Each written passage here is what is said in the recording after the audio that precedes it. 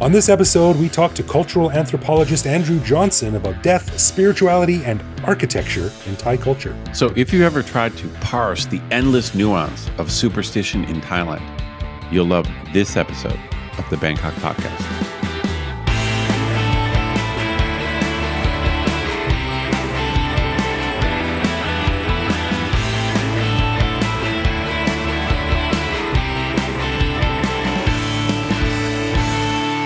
Sawadee krap, and welcome to the Bangkok Podcast.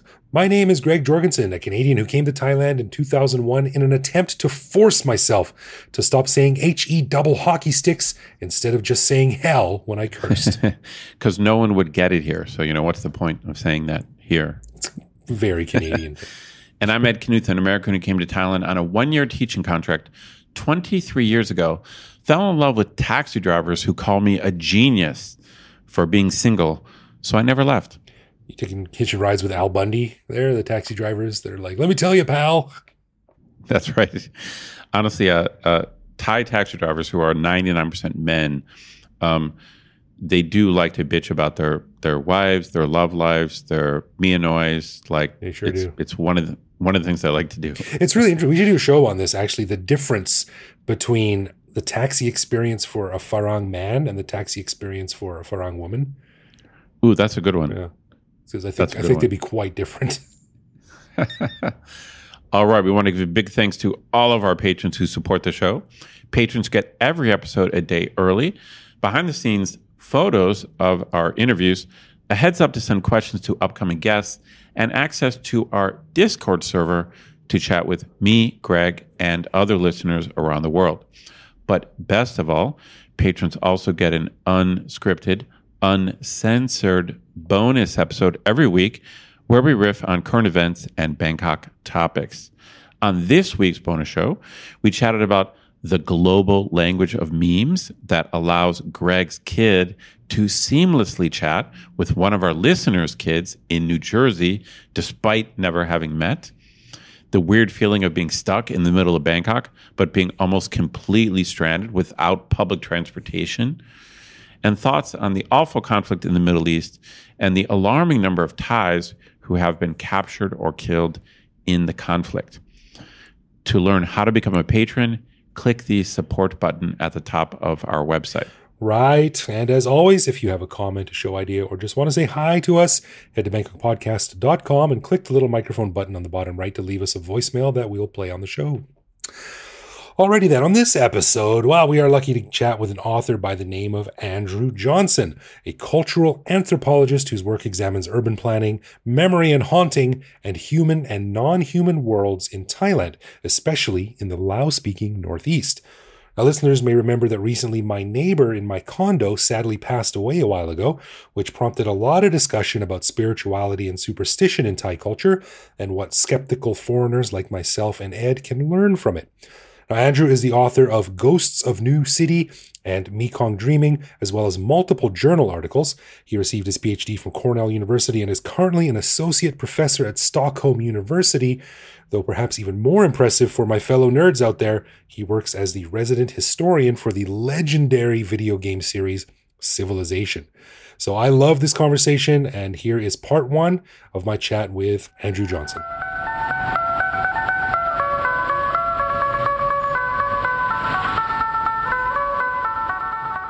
Well, we are super psyched to be chatting with my brand new friend, a gentleman by the name of Andrew Johnson, who just told me he's about the same age as I am, even though he looks a lot younger and handsomer than I do. Andrew, welcome to the Bangkok Podcast. It's a pleasure to talk to you. Thanks so much. It's really great to have the opportunity to chat with you guys. Now, your name popped out in a story that I was reading on, I believe, the New York Times. And it just sort of happened to gel with an idea that we were sort of noodling over here. And I thought that guy might be interesting to talk to. So I reached out and you agreed to chat. So that's great. I wanted to start this by saying what kicked off this whole discussion that Ed and I were having about maybe someone to talk to was, as recent listeners to the podcast will know, is a neighbor in my condo building recently passed away. And there was some questioning on my part about how do I deal with this, because my mother-in-law and my wife's sister are all kind of nervous about the spiritual side of that and the ghost side of that. And me being a atheist skeptic, I, of course, I'm not worried about that, but I also wanted to be cognizant of the cultural belief, and I wanted to try and understand it a bit more because that's part of our mandate in the podcast. So as someone who does what you do, can you sort of speak to the question, most Thais are superstitious. I think that's probably an accurate sentiment, but what does that mean? And does it mean something different now than it did 20 or 50 years ago? Sure. It's a really interesting question. And I think what we have to do is to begin by really defining what we mean by superstition.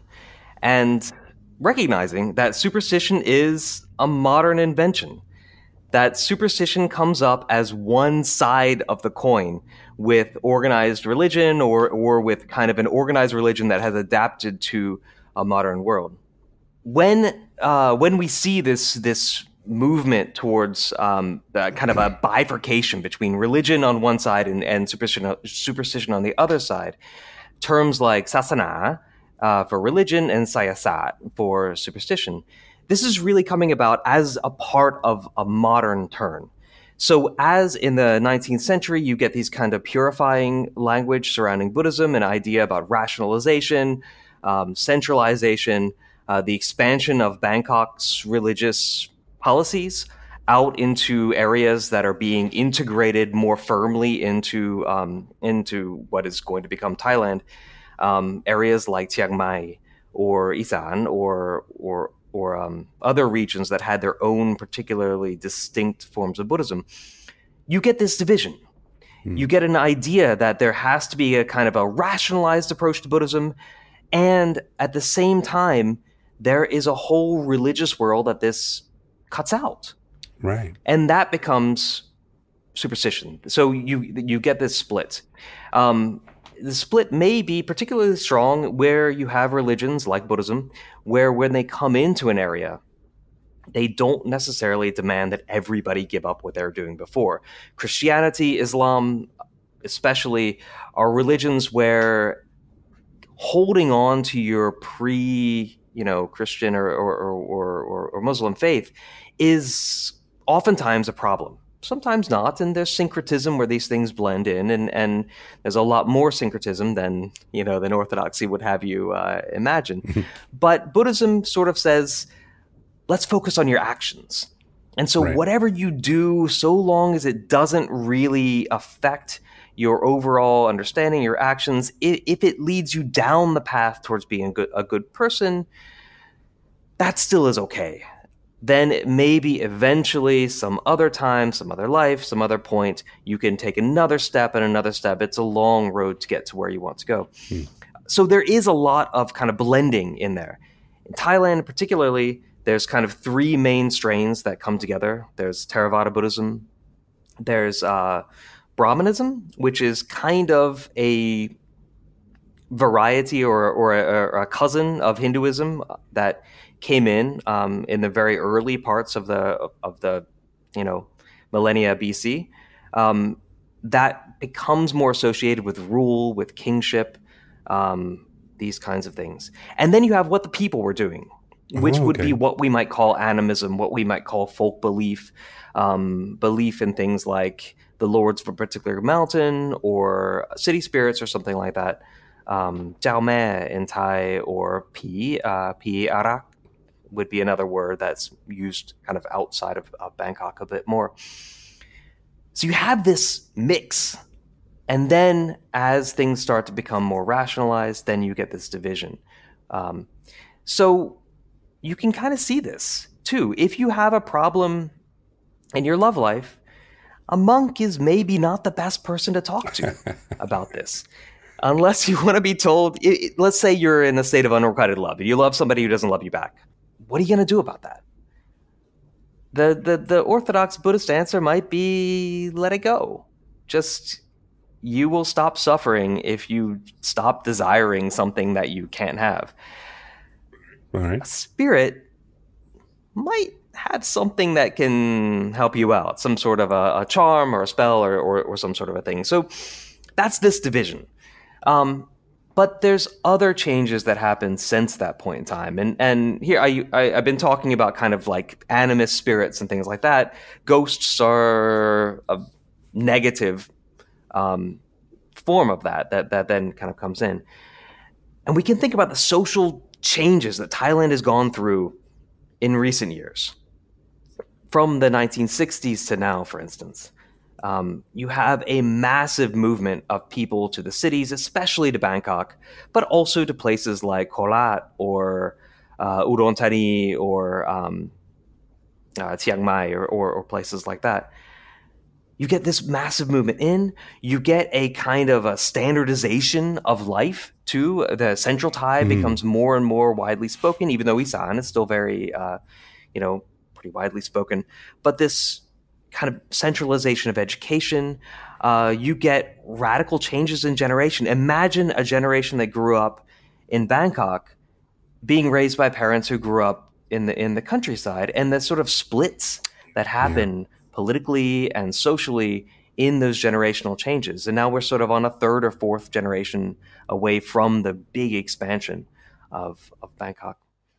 So those aspects of modern life, whether or not that's the hyper-capitalism of the 1990s, the sort of economic booms and changes that people's lives went through, whether or not it's recent political conflicts, or whether or not it's simply this move, that also has an impact.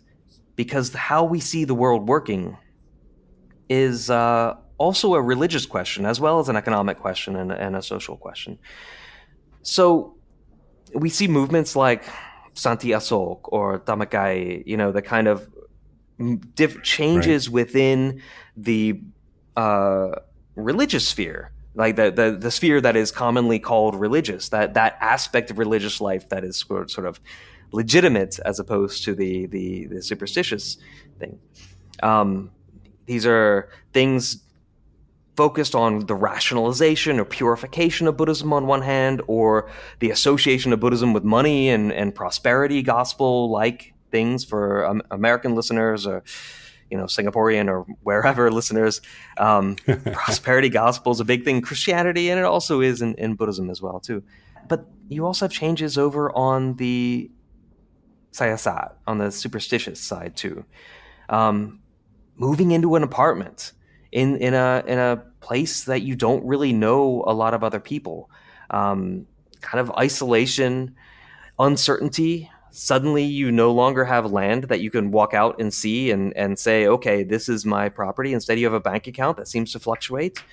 You can't really make a living on your own.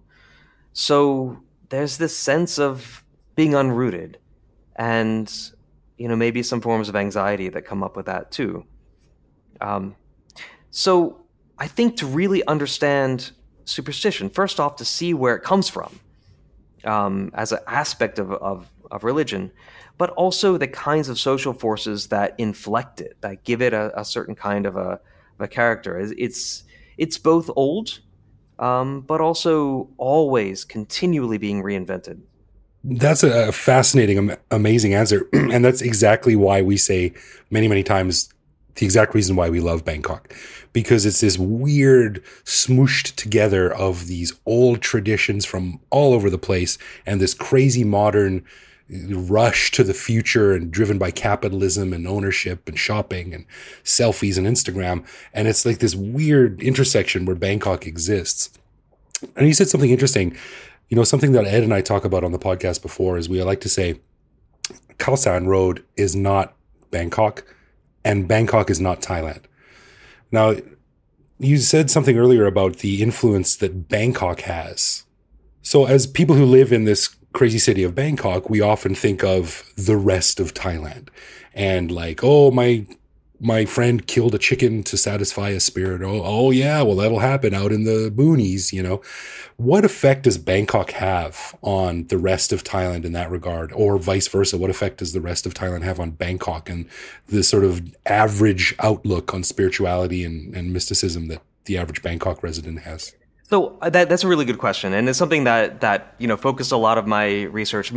Most of my work, at least my two book projects, have been set outside of Bangkok. So I have an urban study, but it's in Chiang Mai. It's not in Bangkok at all, and that was sort of the point: is to look at urbanity, Thai urbanity outside of Bangkok. My most recent work has been up in a small town in Nong Khai. So that's seems to be out of Bangkok, but what do people do there? There's fishermen, yeah, but everybody, almost everybody, has spent some years working, oftentimes, most often in Bangkok, sometimes in Udon, and quite often too abroad. So Bangkok is this entity. I have a friend, Claudio Sopranzetti, who's written a little bit on red shirt politics and motorcycle taxi drivers, and he calls Bangkok an octopus, right? And I think he means it in terms of the transportation network, but it also is a metaphor for the city's influence on the rest of the country. There's a metric that people sometimes use called urban primacy, and it's how much larger one city is from the next largest city. So if you compare Bangkok with the next largest city, which I think is actually I think it's Nonthaburi, but if we leave Nonthaburi aside, it's Kolat. It's orders of magnitude larger, and also the policy gets fashioned there. The sort of the lens of the country's news gets focused on there. If you look at Thai media too, there's this common trope of life is slower in the provinces, that everything is easier and slower, and also that comes with a fair degree of prejudice too. Life is more ignorant of the provinces is kind of the characterization, and this is nothing new.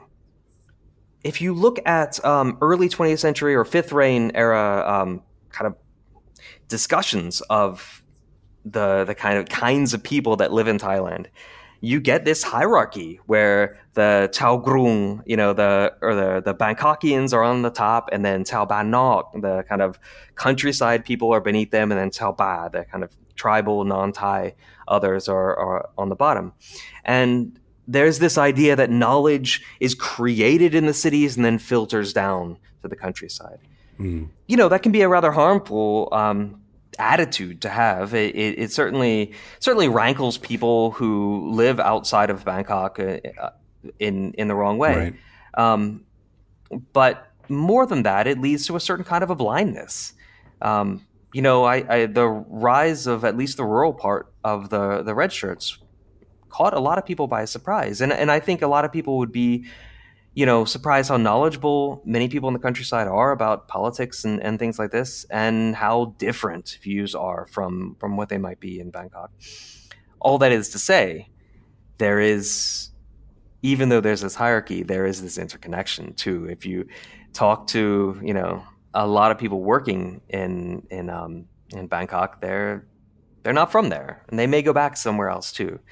In my recent work, people who worked in construction sites, sure, motorcycle taxi drivers, sure, night watchmen, but also car salesmen, police officers, kind of all kinds of things in this interconnection between Isan on one side and Bangkok on the other. You said something interesting when we were emailing back and forth before we were chatting. And it was basically, I think, a pretty positive outlook on these kind of beliefs as we're trying to understand them, which may not gel with what you believe, which is don't believe, but don't offend. And it reminds me of how many Thais say they don't necessarily believe in fortune tellers. But what's the harm? Who's it hurting?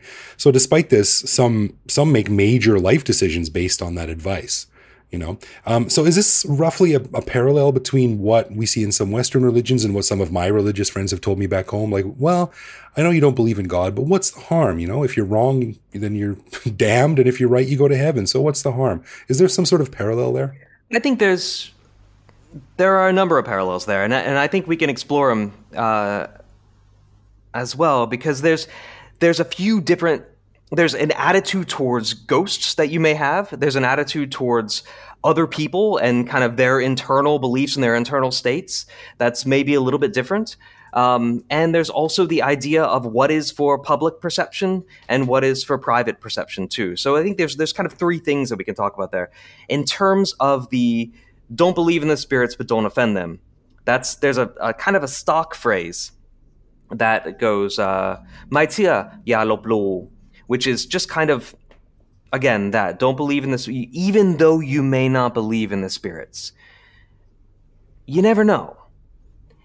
You don't have access to ultimate reality.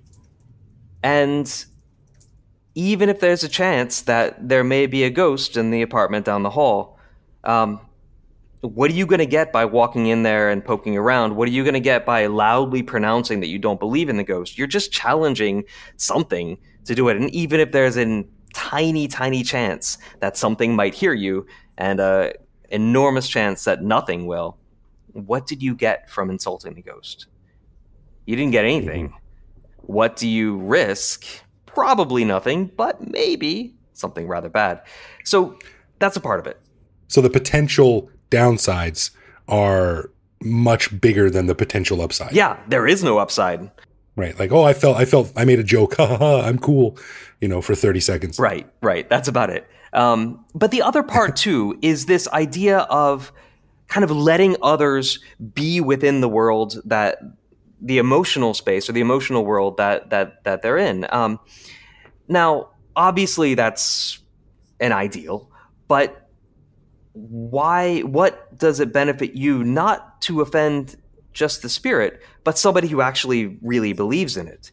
If they're not doing anything harmful, and we can get to, if when they are, if they're not doing anything terribly harmful, what did you get out of mocking the belief there? And that's a part of a kind of a idea of public respect, of allowing people their own space, their own mental space. So I think that plays into it as well. Then finally, the idea of what is for kind of public consumption and what is done in private too. Sometimes, we may be flummoxed by statements that come out on social media or announcements from the Ministry of Culture or something like this that just sound ridiculous. Things that we know are not true. But sometimes the point of statements like that are not about the truth value. They're really about saying something that is reflecting an ideal or reflecting a moral stance that there's a feeling like it should be inculcated or it should be distributed, even if in actuality, in private, that's not the case. So you could have somebody publicly either believing or not believing, whatever is kind of the right thing to do in that position, and then privately acting however they would like. But there are situations, of course, when things can get disruptive. And I think it's important to note when we talk about spirit beliefs or any sort of beliefs too, that there is no stable, holistic Thai culture that exists unchanging. There is no what the Thai word would be like Kwam Bin Thai, the Thai-ness that is perennial and everlasting and is a holistic block, right? These things are created, contested. They can generate conflict. They can generate the opposite: imagination, wonder, curiosity. So, I've had friends who have had relatives who have gotten really into not just a fear of ghosts, but mediumship or something like this, that have led to some pretty disruptive life choices too. And that's the case, in any religious field. Americans who get really into conspiracy theory, for instance, can oftentimes alienate, their family and friends as well. So it's, I think, best to see Thai culture as not homogenous at all and something that is created in the moment, and contested in the moment too. And I think as foreigners, we're always trying to fit in and understand the Thai culture. That's what any responsible foreigner living overseas does. But when it comes to something like believing in ghosts, it's it's a little bit difficult if you're a skeptic like I am. And, for instance, I went a few days after my neighbor passed away, and my mother-in-law was saying like, this, you got to watch out for this and this and this. And she saw me sort of half roll my eyes, and she said, "You don't believe me?" And I said, "No, I don't believe you. I don't believe in that." And she hit my arm and she said, "You believe me," just joking. She's great. But, it sort of reminded me that like, maybe I shouldn't be so flippant about that. Maybe I shouldn't be so dismissive. I just come off as a dick. And, I should try to maybe understand it a little bit more and see things from her point of view. So when we're thinking about things like that, what are the social difficulties of being a skeptic in Thailand? What are you cutting yourself off from in terms of learning about Thai culture? Yeah, I think there's quite a lot, actually. And on one hand, there are many skeptics in Thailand. There are many people, especially in a younger generation, that feels like they have a craving for some kind of a rationalized political order, for instance, that may come out of a kind of demystification of things, or a or they feel like there are certain things and ideas and beliefs that are holding Thai politics or economy or society back in certain ways. But in the case that you just mentioned, there is this projection. As a skeptic, there's a struggle not to project one's own skepticism onto another person, and that allowing other people to exist within their realm, and then also potentially allowing other things, other non-people, other hidden things to exist within their own realm, is a way of giving it respect, a way of allowing things to exist even if they are not entirely in sync. And I think that is also what I love, and kind of what you were mentioning you love about Bangkok, because there's a million things going on. And if there's one hegemonic order that tries to establish some sort of an orthodoxy, then you get, a relatively boring city when everybody is acting, being healthy and, cycling and not rocking the boat. I think that diversity is a positive quality. And I think next time that you feel like rolling your eyes, asking yourself why, and then also realizing that you're, damaging social relationships, or not in a grand way, but you're chafing against them. And for what? What do you get out of it?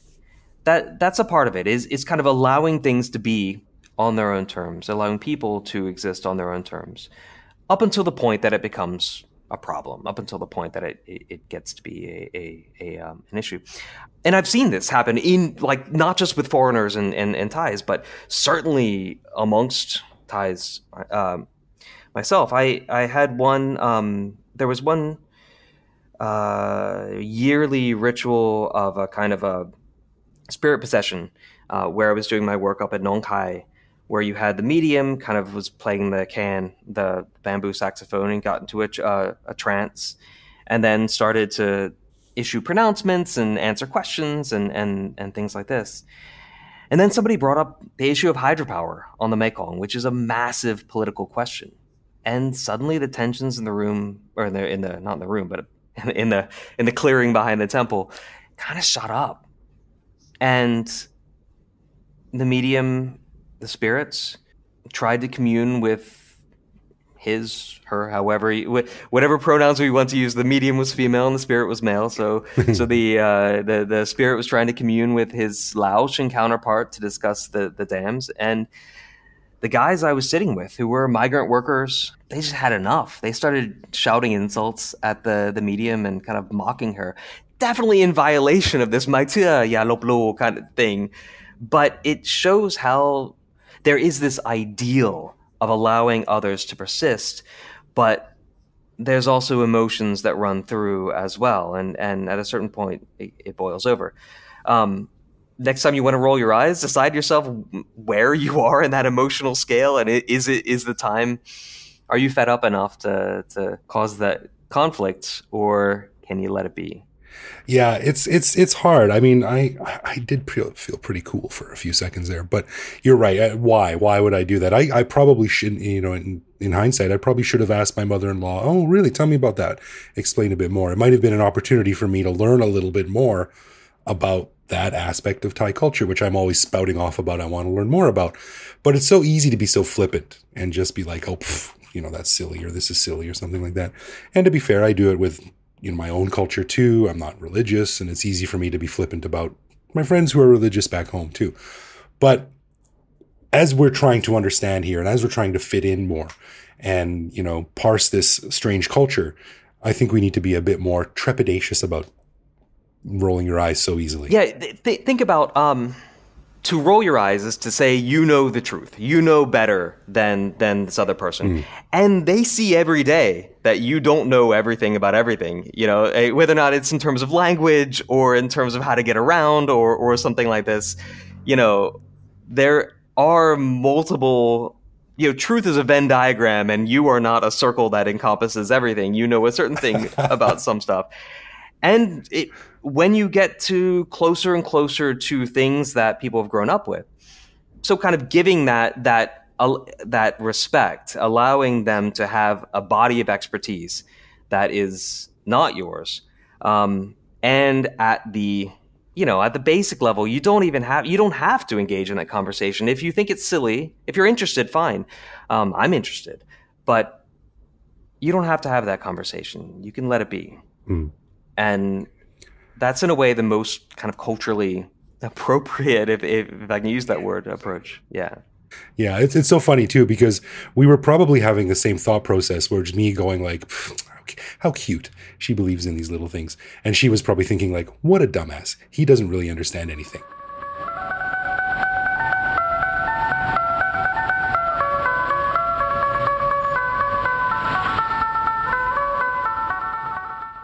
Man, this guy's got some interesting expertise. Like I like how you describe both of us as kind of skeptics, but this topic of, as a skeptic, what's the best approach to people who believe in superstition or myth or religion? I love this topic because even though I'm very science-minded and I don't believe that a lot of this stuff is true, like in the normal sense of that, I still think it's kind of cool and fascinating. Yeah, I agree. And I find it really interesting. I'm not a believer in any of these kind of things, but also I can't definitively disprove it either. So, I don't know what the word is, agnostic, I don't know. But I just find it really fascinating because, like I said in the interview, it's so easy for me to, like, for instance, when my mother-in-law says like, oh, I saw the ghost of the guy that died, to just sort of scoff and go, sure you did. Yeah. Right. And me treat it as sort of like a little joke, but it's not. And it's kind of a dick move, really, right, to have that attitude. So I think we've got to sort of hold ourselves back a little bit. Or me personally, I need to hold myself back a little bit. It's tricky, in my, since I teach this stuff in my critical thinking class, I always make a point of telling my students that how you handle social situations is kind of different from like what you actually believe. So if you're in this case, it's your mother-in-law, but when I was talking to my students, I use an example of like, if your aunt says she sees a ghost, like how you respond to that is kind of totally up to you. Like, just because you don't believe her doesn't mean you have to be rude or arrogant or dismiss it. Like, you can just say, oh, amazing, even if you personally don't believe. So like socially, it's just a separate issue. I mean, I'm sure you've probably learned this over time with your mother-in-law. It's like socially, that's kind of a different question from what you actually believe. That's a really interesting way to talk about it. I've never thought about it that way. I've never thought of like, I don't always have to be totally honest. I don't always have to make a joke, even though I try really hard not to, because that's my natural state. But it's a really, like at a party. It's a little bit tricky. I mean, sometimes when you're talking to someone, it's like you are talking about what's true. You're having a debate about what's true, but that a lot of social interaction is not really about that. And this reminds me of back in the day when I was reading all these books on atheism and stuff. and God, I can't remember which book I was reading, but I thought the guy had a really good point. He was talking about, if I remember correctly, it was like he was with his grandfather when his grandfather was like on his deathbed. And his grandfather said something like, I can't wait to see basically his wife, like this guy's grandmother who had already passed away. And so this guy's dying, and he's saying like, well, soon I'll be in my wife's arms. And this guy who wrote the book, who's like a hardcore atheist, like he said that he just said like, you will, like, for sure, and then gave it. Sure, yeah, yeah. You know, it's just good example. That's a wrong time to go. You know, heaven's not real, right? You know? Yeah, there's other issue. Like sometimes you're playing the truth game, like the science game, but you're not always playing the science game. That's a fantastic way to look at it. I love it. You know, it's just part of culture. It's part of human experience. It's like these types of things matter to so many people that I think it's worthy of respect just because people believe it. But like, if you want to play the truth game, that's another thing. But a lot of times you're not playing the truth game, and it's just cool. It's just and it's certainly a huge part of Thai culture. So I love that an academic guy, and obviously very intelligent guy, he respects it enough to say, hey, let's just study it. Let's just study what people believe, and see how it affects, in this case, urban planning and architecture and where people live and that kind of stuff.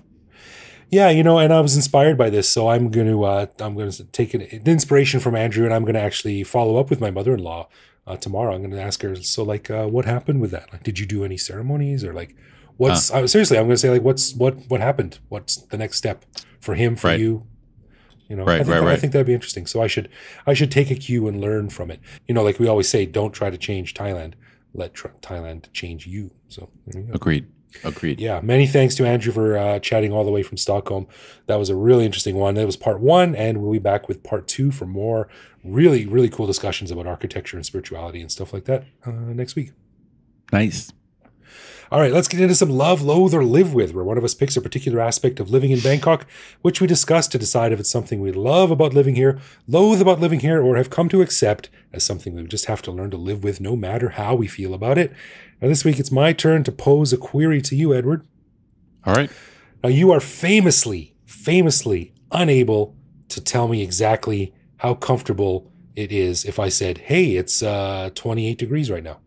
Because I'd be talking in Celsius and you think in Fahrenheit. Correct. Right. Correct. I've not adapted well. Yeah. So my question is this. You grew up playing soccer. So how do you feel when you're in the middle of a conversation or you're talking to someone and they're discussing football? Yeah, I mean, it's it's weird. As an American, it's like you kind of learn certain things. As you've pointed out, just the name football that we use in the States, it just doesn't make sense. Right. What do you call it? It should be called hand egg or whatever. There's a great meme where, again, going back to memes, which we talked about in our bonus show, there's a picture of a guy carrying an egg-shaped ball in his hand and then a guy kicking a ball with his foot, and it makes total sense. That's right. So now that I've been outside the U.S. for so long, I've adapted somewhat, but I still, like, when I talk to my students, I tend to say soccer, and then I can kind of see the recognition in their face because, my students are studying the West. So my students are kind of more international. Right. So I usually don't correct myself. So maybe I'm kind of thinking like, so I've got a Danish buddy who is really into sports. And so it's true, when I talk to him, I will say footy or football. Footy. Because I know that's what he, like, as a European. But when I'm talking to my students, I will still use the word soccer. So I'm still use the word soccer. So interesting. I don't like the word football for soccer. I don't.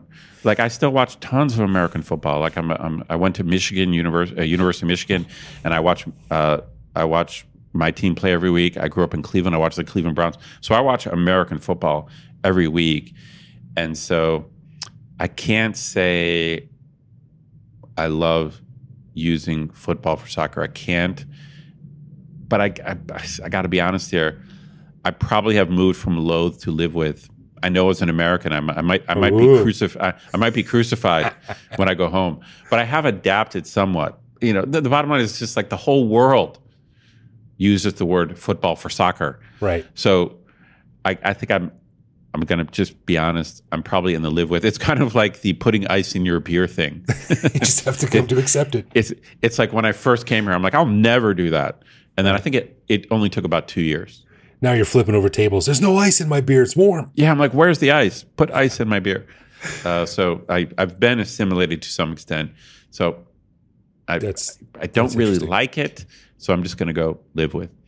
I am slightly different from you. I grew up not liking sports at all. I don't give a shit about sports either way. But I also grew up calling it soccer. But I've fully assimilated now. It's football to me. My son plays football. I call it football or even footy when I'm out. It's so confusing because I watch so much American football still that I can't fully make the transition. I do it just based on context. But for me, football is American football. It's funny, and no offense, but when I am talking to Americans or Canadians too, North Americans, I feel I have to dumb myself down a little bit. Like I switch to soccer. It's like when I'm talking about, oh yeah, it's pretty warm today. It's 72 degrees. You know, it's whatever it is. Yeah. I think you introduced it well because it's somewhat similar to the Fahrenheit Celsius. I can't make the switch completely. Like I can roughly estimate Celsius, but I still think in Fahrenheit and talk in Fahrenheit. It's a struggle. We'll get you over there soon. One day you'll be talking in centimeters and Fahrenheit, centimeters and Celsius. On my deathbed, I'll be fluently discussing Celsius and football, and then I'll die. I'm so cold. Probably about 10 degrees Celsius. And then the nurse will be like, "That's exactly right." Expires. And then I'll die. I will have been fully assimilated, like at the last moment. That's great. So officially, I'm a live with. You are. Are you a live with or a love? I'm a love. It makes total sense to me. I think soccer is a weird. I don't even know where it comes from. Football. It's a foot kicking a ball. Okay, that's evil. But whatever. You're being honest. You're keeping it real. I'm so cold. I'm freezing, and when I say freezing, I mean 0 degrees. So funny. All right. A final thanks to our patrons who support the show. Patrons get a ton of cool perks and the warm, fuzzy feeling knowing that they're helping in our never-ending quest for cool content. Find out more by clicking support on our website. And connect with us online.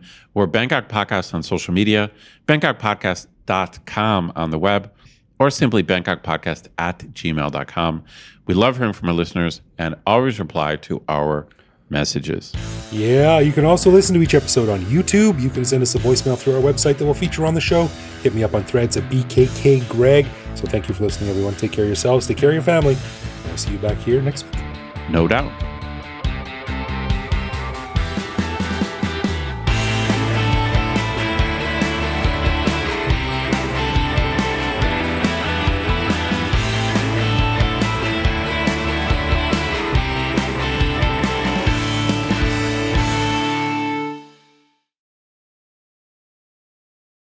Yeah, maybe there's some crosstalk in the wiring. Who knows? All right, let's get this done. I'm tired. Okay. Right. Oh, God.